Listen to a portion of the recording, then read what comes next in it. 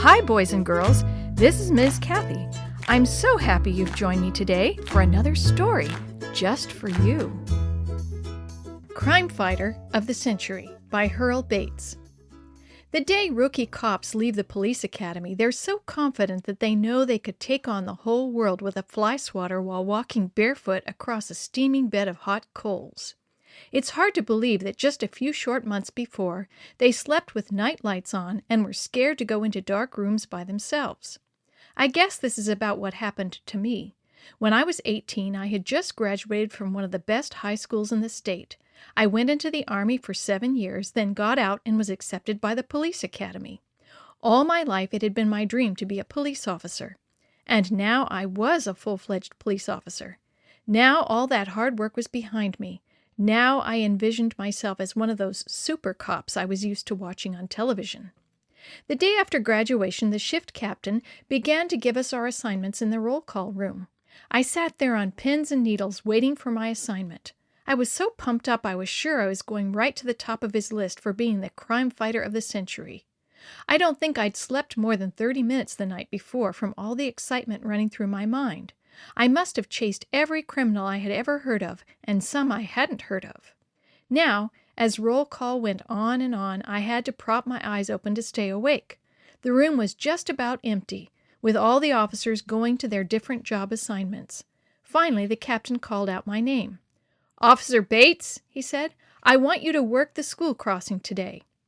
I was flabbergasted to say the least. Me? Work the school crossing when my own mind told me I was the crime fighter of the century?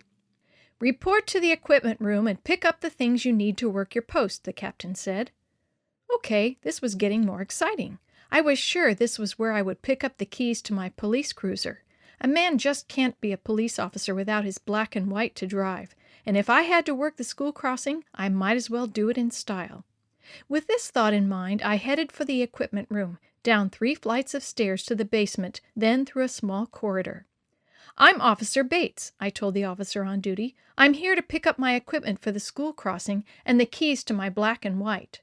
I stepped back, prepared to soak up his awe. That's why I thought he must have misunderstood me, because it looked as though the officer was going to fall on the floor from laughing so hard.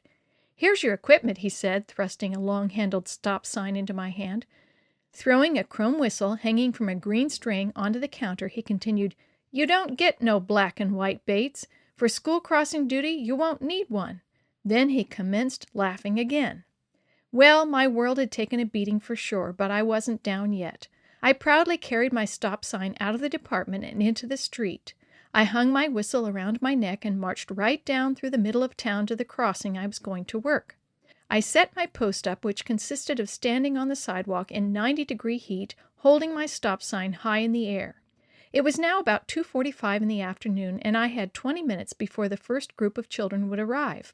I spent the time profitably going through the drills in my mind, walking out into the middle of the street and holding my sign up over my head to stop traffic.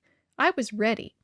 Time went by ever so slowly, but I finally saw my first group of young schoolchildren coming. I walked out into the street, proudly waving my sign in the air and blowing my whistle at the top of my lungs. I had a long line of traffic stopped, and the children were almost up to where I stood. I motioned for them to cross the street, but they kept right on walking down the sidewalk. As they walked on by, a small boy at the rear of the line said, "We already crossed the street about 2 blocks back. We never cross here. There's too much traffic." Well, my face turned as red as the sign I was carrying. I took off running down the street and finally made it to where I was supposed to be standing. Several years have passed since my school crossing days. Even though I still laugh at those times when I recall them, I take a lot of pride when I see a young rookie just out of the police academy working a school crossing. When young police officers are as green as I was when I first started working and have the whole world in front of them, they might think this job is the end of the world. They don't know just how exciting it can be.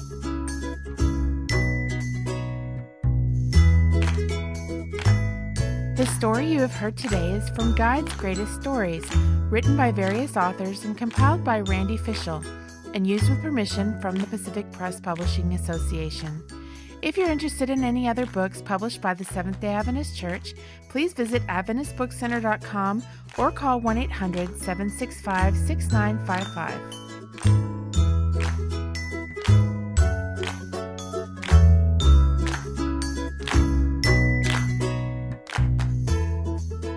This podcast is a production of the Carolina Conference of the Seventh-day Adventist Church.